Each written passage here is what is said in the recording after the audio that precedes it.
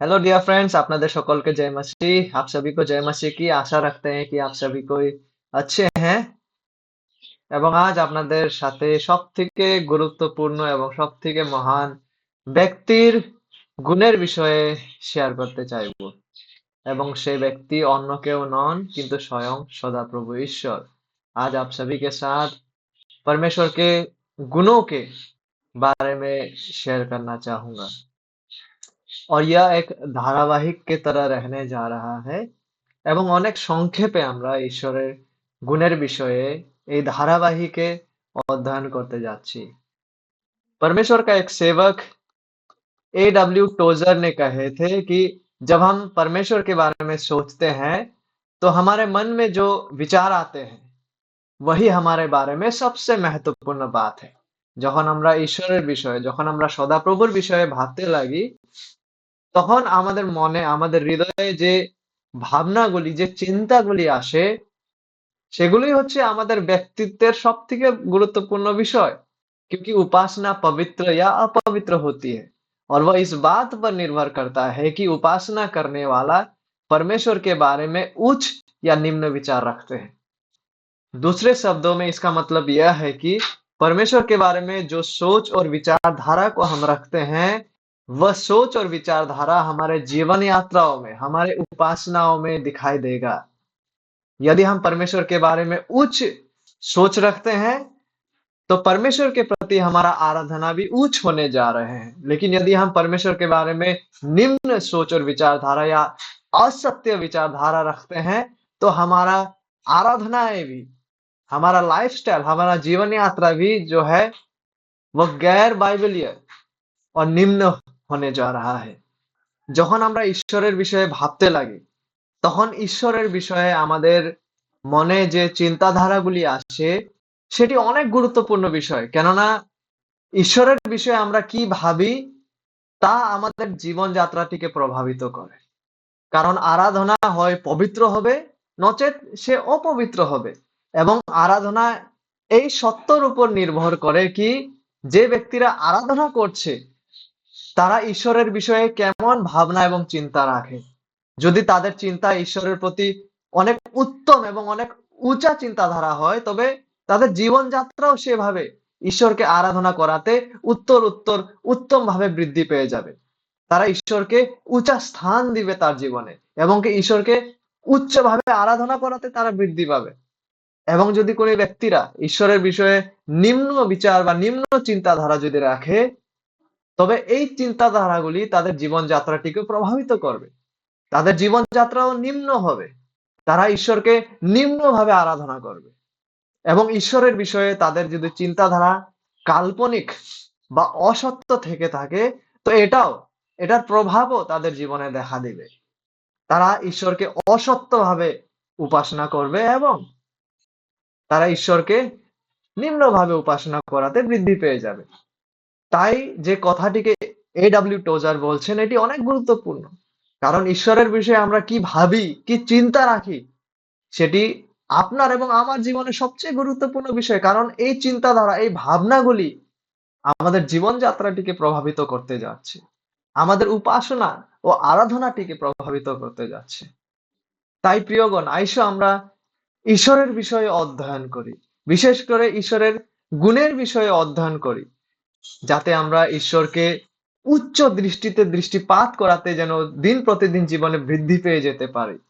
ফলস্বরূপ যেন কি আমরা ঈশ্বরকে উচ্চ মানে আরাধনা করাতে যেন বৃদ্ধি পেয়ে যেতে পারি। পরিণামস্বরূপ আমাদের জীবনযাত্রাও যেন এমন জীবনযাত্রা হতে লাগে যেটির দ্বারা ঈশ্বর সত্যভাবে महिमा पेय जाए। इसीलिए परमेश्वर के गुणों के बारे में अध्ययन करते हुए जो सबसे पहला गुण जिसे हम अध्ययन करने जा रहे हैं वो परमेश्वर के होने के बारे में है। সেটি হচ্ছে ঈশ্বরের অস্তিত্বের বিষয়। यानी कि परमेश्वर स्वयं से अस्तित्व में है। অনন্তকাল থেকে ঈশ্বর স্বয়ং নিজে থেকে অস্তিত্বতে রয়েছেন। और परमेश्वर का वो सबसे पहला गुण जिसके द्वारा हम इस धारावाहिक का शुरू को करने जा रहे हैं वो ये है कि परमेश्वर सेल्फ एग्जिस्टेंट है। यानी कि परमेश्वर स्वयं से अस्तित्व में है। God depends on no one, on nothing else for existence. তার মানে হচ্ছে ঈশ্বর অন্য কারো উপর নির্ভরশীল নয় अस्तित्वতে থাকার জন্য বা अस्तित्वতে आसार জন্য। परमेश्वर किसी और के ऊपर निर्भरशील नहीं है अस्तित्व में आने के लिए या अस्तित्व में बने रहने के लिए। लेकिन परमेश्वर अनंत काल से ही स्वयं से वो अस्तित्व में है। ঈশ্বর নিজে থেকে নিজের দ্বারাই অনন্ত কাল থেকে अस्तित्वতে রয়েছেন। इसीलिए परमेश्वर अनंत है। परमेश्वर वह बुनियादी व्यक्ति है, वही जीवन के स्रोत है और बाकी सब कुछ बने रहने के लिए परमेश्वर के ऊपर निर्भरशील है। ঈশ্বর নিজে থেকে अस्तित्वতে রয়েছেন এবং ঈশ্বর अस्तित्वতে আসার জন্য বা अस्तित्वতে থাকার জন্য অন্য কারো উপর নির্ভরশীল নয়, বরং বাকি সবকিছু अस्तित्वতে থাকার জন্য ঈশ্বরের উপর নির্ভরশীল। आइए कुछ बाइबल पदों को पढ़ते हैं। कुलुसियों अध्याय 1 पद 15 से लेकर 17। বাংলা में इसे पढ़ूंगा। ইনি তার মানে হচ্ছে প্রভু যীশু খ্রিস্ট। তিনি হচ্ছেন অদৃশ্য ঈশ্বরের প্রতিমূর্তি, সমুদয় সৃষ্টির প্রথম জাত। কেননা তাহাতেই সকলেই সৃষ্টি হইয়াছে, স্বর্গে ও পৃথিবীতে, দৃশ্য কি অদৃশ্য যে কিছু আছে, সিংহাসন হোক কি প্রভুত্ব হোক কি অধিপত্য হোক কি কর্তৃত্ব হোক, সকলেই তাহার দ্বারা ও তাহার নিমিত্ত সৃষ্টি হইয়াছে। আর তিনিই সকলের অগ্রে আছেন ও তাহাতেই সকলের স্থিতি হইতেছে। और आइए निर्गमन से भी कुछ वचन को पढ़ते हैं। যাত্রা পুস্তক অধ্যায় 3 থেকে কিছু পদগুলিকে পড়ি। যাত্রা पुस्तक अध्याय 3 पद विशेष করে 14টিকে আমরা পড়ব। हिंदी में आप यहाँ देख सकते हैं निर्गमन अध्याय 3 पद 14 को। ঈশ্বর মশিকে কহিলেন, আমি যে আছি সে আছি। আরো কহিলেন, ইসরায়েল সন্তানদিগকে এইরূপ বলিও, আছি তোমাদের নিকটে আমাকে প্রেরণ করিয়াছেন। और हिंदी में कहा गया है, परमेश्वर ने मूसा से कहा, मैं जो हूँ सो हूँ। फिर उसने कहा, तू इस्राएलियों से यह कहना, जिसका नाम मैं हूँ है, उसी ने मुझे तुम्हारे पास भेजा है। मैं हूँ, आमी जे आछी से आछी, आछी मैं हूँ। यह परमेश्वर के स्वयं के अस्तित्व को दर्शाते हैं कि परमेश्वर हमेशा से ही रहे हैं। যে ঈশ্বর অনন্তকাল থেকে তিনি রয়েছেন। परमेश्वर ना कभी अस्तित्व में आए ना कभी अस्तित्व से जाएंगे, वो हमेशा से ही रहे हैं। वो अपने से ही, अपने में ही, अपने द्वारा ही वो अनंत काल से ही मौजूद है।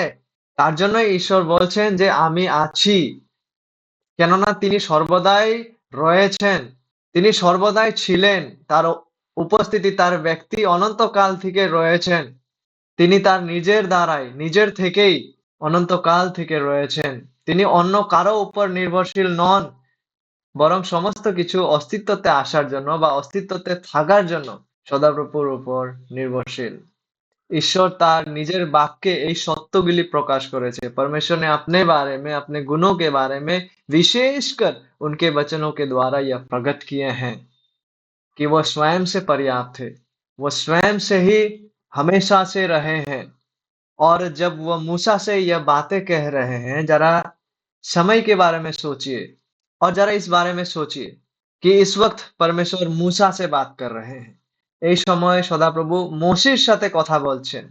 কিন্তু সময়ের বিষয়ে যখন আমরা ভাবি, समय के बारे में जब आप सोचते हैं, जरा सोचिए कि परमेश्वर ने आदम को सृजे हैं और आदम आया और आदम चला गया। उसके कई समय बाद नूह आते हैं, नूह चले जाते हैं, फिर अब्राहम आते हैं, अब्राहम चला जाते हैं, यूसुफ आते हैं, यूसुफ चला जाते हैं, फिर अभी यहाँ मूसा मौजूद है और परमेश्वर कह रहे हैं मैं हूँ, আমি আছি। সময় চলে যায়, মানুষ আসে, মানুষ চলে যায়, কিন্তু ঈশ্বর সর্বদাই রয়েছেন। তাই ঈশ্বরের গুণের বিষয়ে যখন আমরা অধ্যয়ন করি, এই হচ্ছেন এক অনেক গুরুত্বপূর্ণ সত্য যে ঈশ্বর নিজে থেকেই সর্বদাই রয়েছেন। और इसी निर्गमन के पुस्तक में, এই যাত্রা পুস্তকে যখন আমরা আগে গিয়ে অধ্যয়ন করি, আমরা ঈশ্বরের গুণের বিষয়ে অনেক গুরুত্বপূর্ণ বিষয়গুলি দেখতে পাই, যেখানে স্বয়ং ঈশ্বর নিজেই তার গুণগুলিকে, তার মহিমাময় গুণগুলিকে प्रकाश করছেন। आइसो से বিষয়গুলিকে দেখি। आइए बहुत ही संक्षेप में उस विषय की ओर नजर डालें।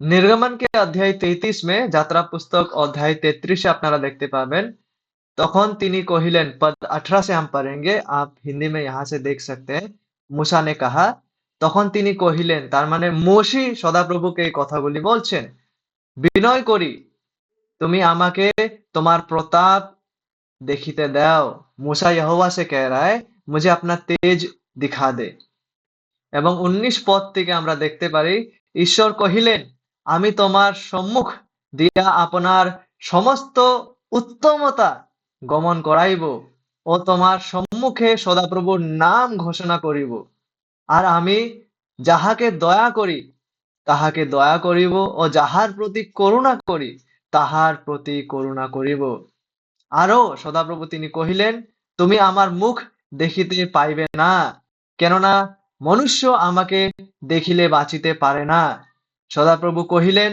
দেখো আমার নিকটে এক স্থান আছে তুমি এই শৈলের তার মানে বড় পাথরের উপর দাঁড়াইবে তাহাতে তোমার নিকট দিয়া আমার প্রতাপের গমন সময়ে আমি তোমাকে শৈলের এক ফাটালে রাখিব ও আমার গমনের শেষ পর্যন্ত করতল দিয়া তোমাকে আচ্ছন্ন করিব পরে আমি করতল উঠাইলে তুমি আমার পশ্চাৎ ভাগ দেখিতে পাইবে তার মানে ব্যাক সাইডের ভাগ কিন্তু আমার মুখের দর্শন पावा जाएगा ना तारपर जेभावे सदाप्रभु जैसे परमेश्वर ने यहाँ पे मूसा को निर्देश दिए उसी सच्चाई को हम आगे देख पाते हैं अध्याय 34 में आइए अध्याय 34 के उस महत्वपूर्ण अंश को देखते हैं जहां पर यहोवा अपने बारे में घोषणा को करते हैं जहां मूसा यहोवा के महिमामय गुणों के झलक का अनुभव करते हैं निर्गमन अध्याय 34 যাত্রা पुस्तक अध्याय 34 पद 6 থেকে নিয়ে 7 पद 6 से लेकर 7 आप यहाँ पे हिंदी में पढ़ सकते हैं ফলত সদাপ্রভু তাহার সম্মুখ দিয়া গমন করত এই ঘোষণা করিলেন সদাপ্রভু এই ঘোষণা করিলেন সদাপ্রভু সদাপ্রভু স্নেহশীল ও কৃপাময় ঈশ্বর ক্রোধে ধীর এবং দয়াতে ও সত্যে মহান সহস্র সহস্র পুরুষ পর্যন্ত দয়ারক্ষক অপরাধের অধর্মের ও পাপের ক্ষমাকারী তথাপি তিনি অবশ্যই পাপের দণ্ড দেন পুত্র পুত্রীদের উপরে তৃতীয় ও চতুর্থ পুরুষ পর্যন্ত তিনি পিতৃগণের অপরাধের प्रतिफल बरतान यह परमेश्वर का वो महिमा है जिसको मूसा ने यहाँ अनुभव किए थे এমন এক মহিমাকে ঈশ্বর এখানে প্রকাশিত করেন যে মহিমাটি ঈশ্বরের তার নিজের গুণের प्रकाशेर साथे साथे छिलो और जब कभी भी हम परमेश्वर के गुणों के बारे में अध्ययन कर रहे होते हैं तो परमेश्वर के गुणों का यह प्रकाशन जिसे परमेश्वर ने खुद प्रकाशित किए हैं यह पवित्र शास्त्र के दृष्टिकोण से बहुत ही महत्वपूर्ण बन जाते हैं যখন আমরা ঈশ্বরের ব্যক্তি বা ঈশ্বরের গুণের বিষয়ে অধ্যয়ন করতে লাগি এবং ঈশ্বরের গুণের বিষয় গুণের সত্যকে বুঝতে লাগি তবে এই অংশটি যাত্রা পুস্তকের এই অংশটি যেখানে ঈশ্বর নিজেই তার মহিমাময় গুণগুলিকে প্রকাশ করছেন এই অংশটি অনেক গুরুত্বপূর্ণ হয়ে ওঠে তার জন্য এটি আশ্চর্যের বিষয় নয় যে এই সত্যটিকে পুরাতন নিয়মে 8 बार उल्लेख करा হয়েছে परमेश्वर जिस प्रकार से अपने गुणों का महिमामय झलक को यहाँ प्रकाश करते हैं यह पवित्र शास्त्र के दृष्टिकोण से बहुत महत्वपूर्ण बन जाते हैं विशेषकर जब हम परमेश्वर के गुणों का अध्ययन को करने लगते हैं इसीलिए यह कोई हैरानी की बात नहीं है कि पवित्र शास्त्र में इस सच्चाई को 8 बार पुरातन नियम में दोहराया गया है मूसा के व्यवस्था के पुस्तक में आप इसे पाएंगे आप भविष्यद्वक्ताओं के पुस्तक में इसे पाएंगे आप भजनों में इस सच्चाई को देख पाएंगे যখনও কেউ বিশেষভাবে ঈশ্বরের গুণের বিষয়ে ব্যাখ্যা করতে চাচ্ছেন বা বলতে চাচ্ছেন পবিত্র শাস্ত্রে তখন আপনারা দেখতে পাবেন যে পবিত্র শাস্ত্রের সেই ব্যক্তিরা যাত্রা পুস্তকের এই গুরুত্বপূর্ণ অংশটিকে उल्लेख করছেন। उदाहरण के लिए वैसे कुछ पदों को आइए देखते हैं। भजन संहिता अध्याय 86 पद 15 में आप इस सच्चाई को देख पाएंगे। गीत संहिता अध्याय 86 পদ 15তে লেখা রয়েছে, কিন্তু হে প্রভু তুমি স্নেহশীল ও কৃপাময় ঈশ্বর, ক্রোধে ধীর এবং দয়াতে ও সত্যে মহান। एग्जैक्टली वही सच्चाई जिसे आप निर्गमन यात्रा पुस्तक के अध्याय 34 के पद 6 में देख पाते हैं। যে ঈশ্বর সদাপ্রভু আপনি স্নেহশীল ও কৃপায় ईश्वर महान, क्रोधे धीर एवं दयाते और सत्य महान। एग्जैक्टली इसी सच्चाई को दोहराया गया है। आइए एक और पद को देखते हैं। भजन संहिता अध्याय 103, गीत संहिता भजन संहिता अध्याय 103 पद 8। सदाप्रभु स्नेहशील और कृपामय, क्रोधे धीर और दयाते महान। यहोवा दयालु और अनुग्रहकारी, विलंब से कोप करने वाला और अति करुणामय है। इसीलिए throughout the Old Testament this is the Israelites depiction of who God is. परमेश्वर कौन है, उस सच्चाई का अभिव्यक्ति या व्याख्या इजरायलियों की ओर से, परमेश्वर के जनों की ओर से यह वो सच्चाई है। और आप यहाँ पे निर्गमन में 7 उस सच्चाई को देख पाते हैं यहोवा के गुणों के बारे में। और वो 7 सच्चाई क्या है कि यहोवा ईश्वर दयालु और अनुग्रहकारी है। वो कोप करने में धीरजवंत है और अति करुणामय और सत्य, हजारों पीढ़ियों तक निरंतर करुणा करने वाला, अधर्म और अपराध और पाप का क्षमा करने वाला। परंतु वो न्यायी भी है कि वो दोषी को वो किसी भी प्रकार निर्दोष ना ठहराएगा। यहाँ परमेश्वर के गुणों का 7 सच्चाई को हम देख पाते। 7টি সত্য ঈশ্বরের গুণের বিষয়ে যে সদাপ্রভু কে হন, তার গুণ কি? তিনি স্নেহশীল ও কৃপাময়, তিনি ক্রোধে ধীর এবং দয়াতে ও সত্যে মহান, সহস্র সহস্র পুরুষ পর্যন্ত দয়া রক্ষক, তিনি অপরাধের, অধর্মের ও পাপের ক্ষমাকারী। তথাপি তিনি অবশ্যই তিনি হচ্ছেন ন্যায়ী ঈশ্বর, পবিত্র এবং ন্যায়ী ঈশ্বর তিনি, কেননা তিনি উচিত ভাবে পাপের বিরুদ্ধে দণ্ডকে প্রদান করেন। তাই যখন আমরা ঈশ্বরের গুণের বিষয়ে অধ্যয়ন করছি, বাইবেলের এই পদগুলি অনেক গুরুত্বপূর্ণ হয়ে ওঠে। इसीलिए परमेश्वर के गुणों का अध्ययन की शुरुआत हम इन्हीं पदों से करने जा रहे हैं। और परमेश्वर के गुणों का 7 महत्वपूर्ण सच्चाइयों को हम यहाँ से देखने जा रहे हैं और इसे हम क्रम अनुसार देखने जा रहे हैं। तब तक के लिए कृपया आप बने रहिएगा। और विशेषकर आज परमेश्वर के गुणों के बारे में जिस महत्वपूर्ण सत्य को हम देखे हैं उसे जरूर स्मरण रखिएगा कि परमेश्वर स्वयं से वो है, वो अनंत काल से ही रहे हैं, वो ना कभी अस्तित्व में आए हैं, ना कभी अस्तित्व से जाएंगे। परमेश्वर किसी और के ऊपर निर्भरशील नहीं है बने रहने के लिए, वरन बाकी सब कुछ अस्तित्व में रहने के लिए परमेश्वर के ऊपर निर्भरशील है।